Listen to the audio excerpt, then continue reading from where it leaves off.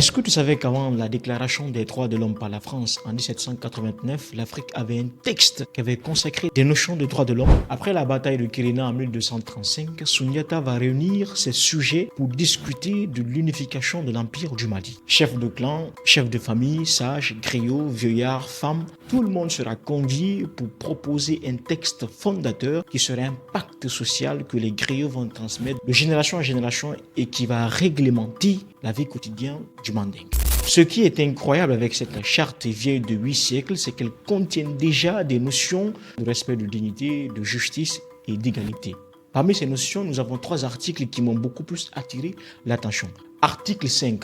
Toute vie est égale à une vie. Cet article propose déjà que tous les hommes naissent libres, égaux en droit et en devoir. Article 16.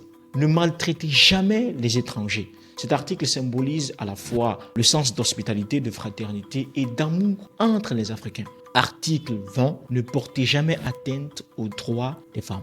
Un article fondateur du principe d'égalité entre l'homme et la femme.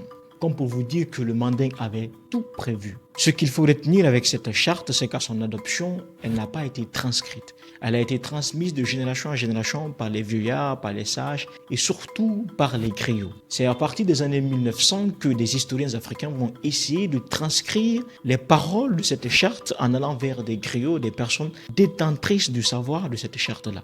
L'historien Djibril Tamsinian en a fait beaucoup. Et en 2009, l'UNESCO va reconnaître la charte de Kourou Kamfuga comme patrimoine universel et l'une des premières constitutions au monde.